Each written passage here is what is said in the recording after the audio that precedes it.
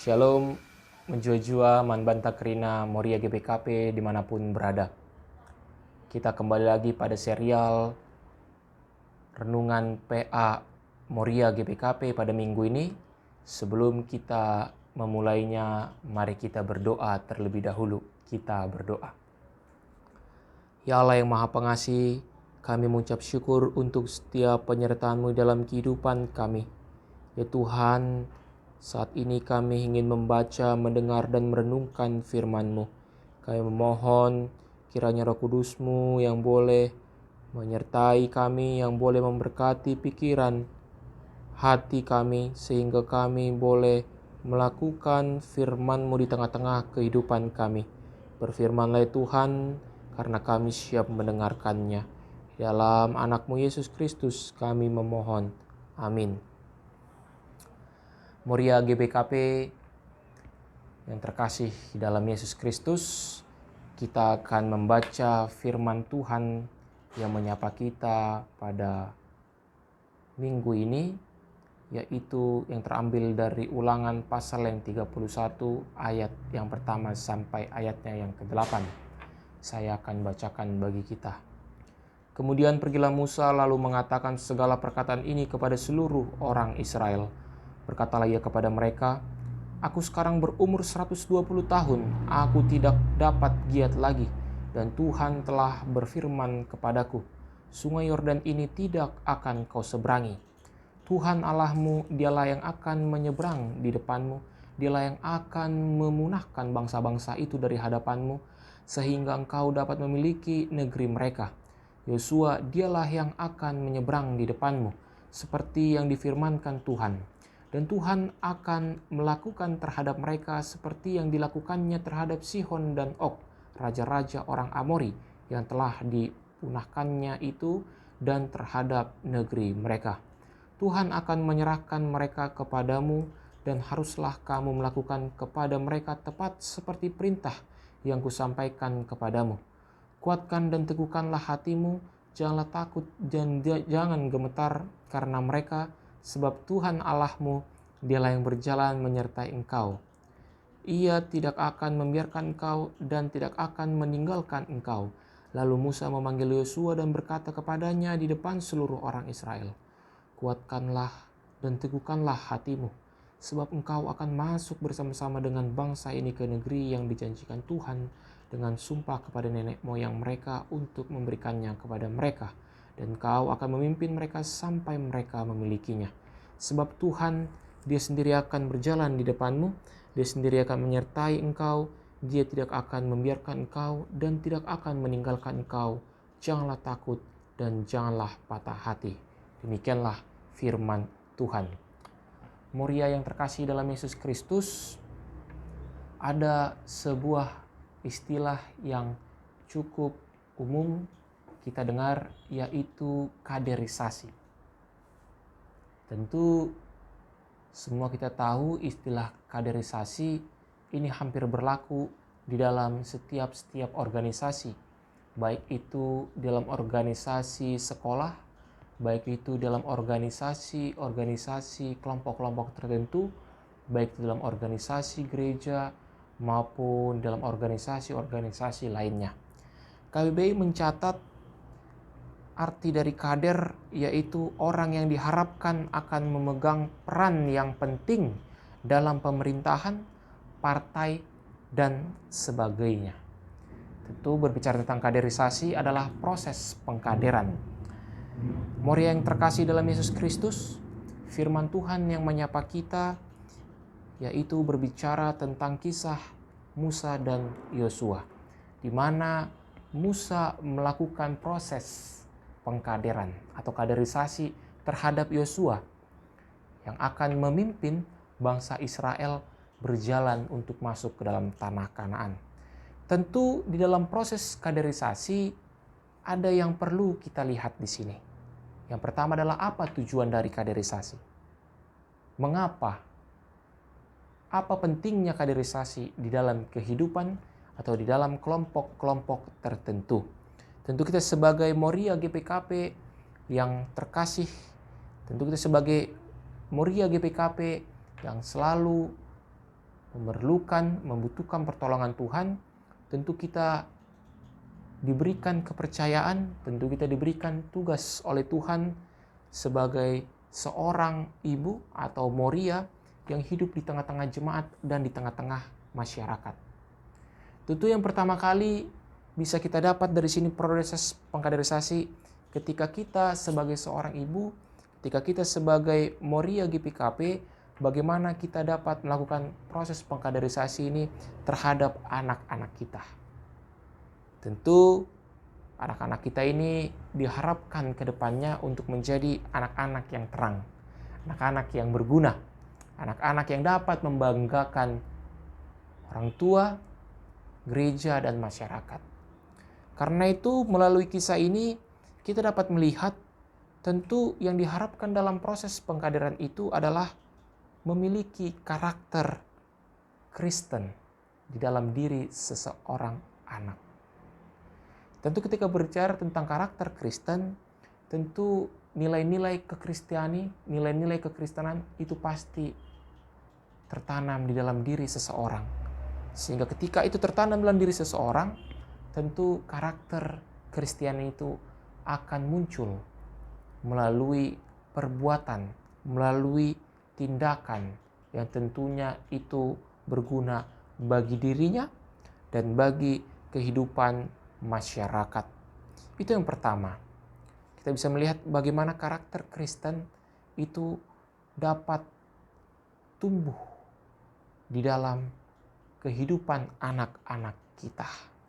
Karenanya ketika kita berbicara tentang karakter Kristen di dalamnya, tentu banyak tantangan yang akan dimiliki oleh seorang anak agar ia dapat tumbuh sebagai anak-anak yang memiliki karakter Kristen, namun sekaligus juga ia dapat menghidupi karakter Kristen tersebut.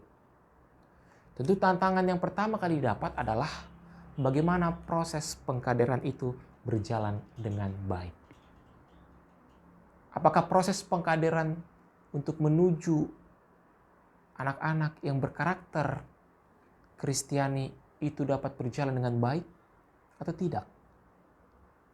Tentu secara sederhana kita dapat memahaminya melalui proses pengajaran yang dilakukan oleh seorang ibu terhadap anak yang dilakukan di dalam keluarga. Apakah seorang ibu sudah melakukan pengkaderan yang baik bagi anaknya di dalam keluarga? Atau malahan seorang ibu hanya sampai kepada batas keinginan untuk mendidik anak itu menjadi anak-anak yang berkarakter Kristen, namun tidak secara serius atau tidak secara tepat mendidik anak tersebut. Inilah yang dapat menjadi perenungan bagi kita, bagaimana ketika Yosua yang dapat kita gambarkan sebagai seorang anak muda, sebagai anak yang belum memiliki pengalaman yang banyak, yang masih perlu banyak belajar, ia diberikan kepercayaan oleh Tuhan melalui Musa untuk ia dapat memimpin bangsa Israel. Melalui kisah ini pun kita dapat melihat bahwa ketika Yosua dipercayakan oleh Tuhan melalui Musa untuk dapat memimpin bangsa Israel, dikatakan di situ bahwa Yosua sebagai pengganti Musa. Tentu moria yang terkasih dalam Yesus Kristus, anak-anak kita yang dipercayakan oleh Tuhan bagi kita di tengah-tengah keluarga, itu akan mengganti juga peran kehidupan orang tua. Akan mengganti juga peran kehidupan kita di masa yang akan datang. Karena itu, kita sebagai moria, kita sebagai seorang ibu, bagaimana kita dapat melakukan proses pengkaderan yang berkarakter Kristen itu bagi anak-anak kita dengan baik dan dengan tepat. Yang pertama dikatakan bahwa seorang ibu agar mengajari anaknya agar tidak terlebih dahulu mengenal rasa takut. Hal ini digambarkan melalui kisah Yosua di mana Yosua memiliki rasa takut ketika ia dipercayakan untuk memimpin bangsa Israel. Karena itu yang perlu pertama kali kita tanam di dalam kehidupan anak-anak kita. Bagaimana ketika kita memberikan pengajaran kepada anak kita agar yang pertama sekali janganlah mereka merasa takut untuk bertindak, untuk melakukan sesuatu hal yang baru di dalam kehidupannya, suatu hal yang dirasa berat bagi kehidupannya. Cara yang pertama yaitu ibu mengajari anaknya supaya anak tidak takut salah. Ada iklan deterjen yang mengatakan berani kotor itu baik. Tentu kita juga ingin mengatakan bahwa berani salah itu baik. Karena ketika kita salah, berarti kita menyadari bahwa apa yang kita lakukan itu tentu tidak tepat atau tentu belum benar. Karena itu kita mengharapkan bahwa ketika seorang anak di dalam proses tumbuh kembangnya, ia terus berjalan, terus berpikir dalam tatanan, dalam langkah yang pas. Setelah seorang anak mengetahui bahwa ia melakukan hal yang salah, tentu akan tumbuh rasa bertanggung jawab. Inilah yang kita harapkan. Ketika seorang anak sudah memiliki rasa tanggung jawab, tentu ia sudah memiliki rasa ingin melakukan hal-hal yang baik, hal-hal yang benar di dalam kehidupannya. Begitu juga melalui kisah Musa dan Yosua ini. Ketika Yosua merasa bahwa dirinya tidak sanggup untuk memimpin bangsa Israel masuk dalam tanah Kanaan, tentu Musa meyakinkan Yosua melalui firman Tuhan. Begitu juga ketika seorang anak tidak mampu, tidak merasa yakin untuk melakukan atau mencapai hal-hal yang baik dalam kehidupannya, yang dirasa itu sangat sulit bagi kehidupannya, disitulah tugas seorang ibu untuk meyakinkan anaknya bahwa apa yang diciptakan, bahwa apa yang hendak dilakukan itu akan dimampukan oleh Tuhan. Moria yang terkasih dalam Yesus Kristus, kita bisa melihat bahwa di dalam proses pengkaderan yang akan kita lakukan bagi anak-anak kita, tentu terdapat tantangan-tantangan di dalamnya. Tantangan yang pertama, tentu itu berasal dari diri kita sendiri.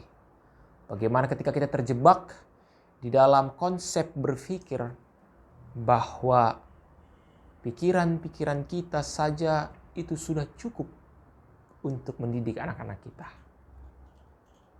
Kemampuan yang kita miliki sekarang itu sudah cukup untuk mendidik anak-anak kita. Fasilitas yang kita miliki sekarang itu sudah cukup untuk mendidik anak kita. Tentu Musa sebagai orang yang tua, tentu Musa sebagai orang yang berpengalaman, ia memiliki cara berpikir yang mungkin saja sudah cukup matang. Ia memiliki pengalaman yang begitu banyak. Namun pengalaman yang begitu banyak, bekal yang ia miliki, itu dirasa tidak cukup untuk meyakinkan Yosua. Dirasa tidak cukup untuk mendidik Yosua menjadi seorang pemimpin. Kita bisa melihat bahwa Musa hanya mengandalkan firman Tuhan yang menjadi dasar yang meneguhkan hati Yosua untuk dapat menjadi seorang pemimpin Israel. Begitu juga kita, ketika saat ini kita sudah merasa bahwa pengalaman hidup sudah cukup banyak kita lalui.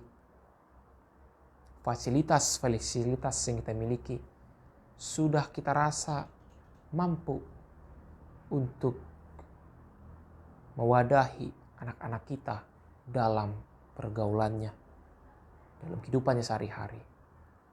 Ingat bahwa itu semua tidak menjadi sempurna, tidak menjadi tepat ketika Tuhan tidak bekerja di dalamnya. Karena itu, janganlah kita sampai terjebak di dalam konsep berpikir yang hanya mengandalkan pikiran dan kemampuan kita sendiri. Melainkan, marilah kita boleh mengandalkan Tuhan sebagai inisiator, sebagai motivator kita sebagai ibu yang tentu akan mengkader anak-anak kita ini untuk dapat menumbuhkan karakter Kristen di dalam kehidupannya. Karena itu kita diajak, kita diingatkan melalui firman Tuhan yang menyapa kita pada saat ini, agar kita tidak hanya sekadar memiliki pikiran untuk memberikan yang terbaik, untuk mengajar yang terbaik bagi anak-anak kita. Tetapi kita juga diingatkan agar kita mampu menghidupi pengajaran, didikan yang tepat bagi anak-anak kita. Murid yang terkasih dalam Yesus Kristus, di dalam kehidupan keluarga tentu itu menjadi tolak ukur ketika keluarga itu keluar dari dalam rumah atau keluar dari dalam sarangnya, kalau saya boleh memakai istilah sarang. Tentu pendidikan yang tepat, pendidikan yang baik, karakter-karakter Kristen yang sudah ditanamkan di tengah-tengah keluarga itu akan berdampak ketika keluarga tersebut melangkah keluar. Tentu pertama sekali itu dapat dilihat dari seorang ibu maupun seorang ayah. Namun kerap kali yang disorot di sini adalah bagaimana seorang ibu dapat menjadi pionir, dapat menjadi motivator, dapat menjadi pengajar pada barisan terdepan dalam mendidik anak-anaknya.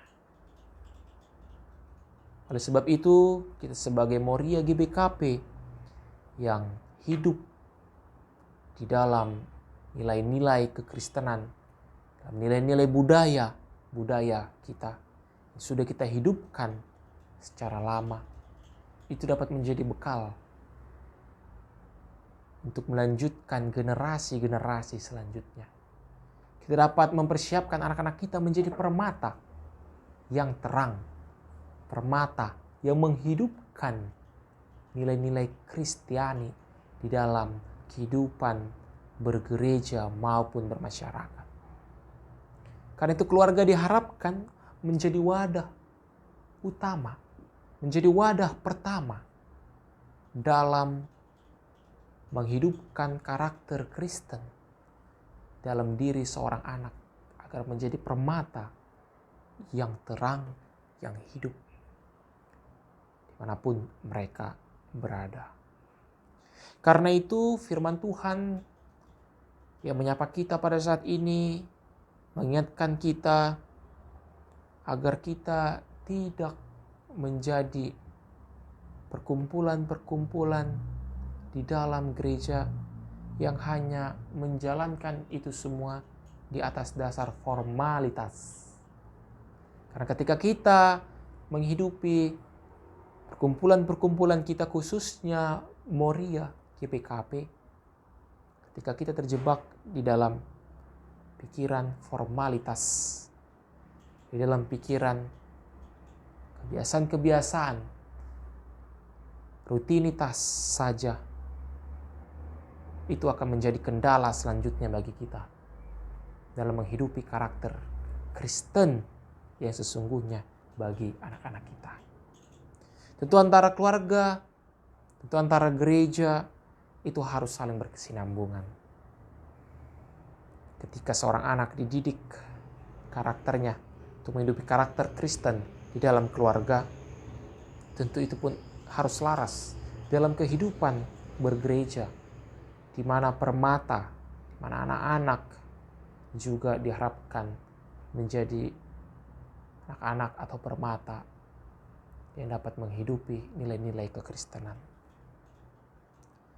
Firman Tuhan pun menyapa kita, mengingatkan kita bahwa Tuhanlah yang menjadi inisiator utama dan menjadi motivator utama di dalam memberikan kekuatan bagi kita untuk menghidupi pencapaian-pencapaian apa yang akan kita raih di masa yang akan datang. Tentu setiap kita memiliki cita-cita yang berbeda-beda.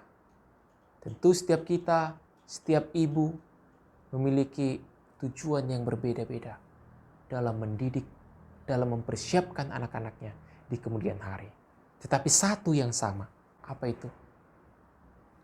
Hidup di dalam nilai-nilai Kristus. Tentu seorang ibu mengharapkan yang satu anaknya untuk menjadi dokter. Tentu yang satu ibu mengharapkan anaknya menjadi seorang pengusaha. Atau satu ibu mengharapkan anaknya untuk menjadi pelayan gereja, pelayan Tuhan. Tentu caranya akan berbeda. Tentu persiapan yang akan dibuat itu berbeda. Tetapi satu yang diharapkan sama. Menumbuhkan, menempatkan karakter Kristus berdasarkan nilai-nilai ajaran Kristus yang sudah ada, yang sudah pernah terjadi di dalam kehidupan manusia. Amin. Mari kita berdoa. Ya Allah, kami bersyukur untuk firman yang boleh kami dengar dan kami renungkan pada saat ini. Kami mohon kiranya Engkau menyertai kehidupan kami, khususnya Moria, GPKP dimanapun berada. Kiranya Tuhan topang kami, agar kami dapat menjadi pendidik, agar dapat menjadi pengajar bagi anak-anak kami dimanapun kami berada. Ya Tuhan, kami tidak mampu ketika kami hanya mengandalkan pikiran kami saja. Tetapi kami yakin bahwa rencana Tuhan, bahwa kasih Tuhan senantiasa ada bagi kehidupan kami. Karena itu kami memohon kiranya Roh Kudus-Mu lah yang boleh merajai hati dan pikiran kami. Hanya dalam nama anak-Mu Yesus Kristus kami berdoa dan mengucap syukur. Amin.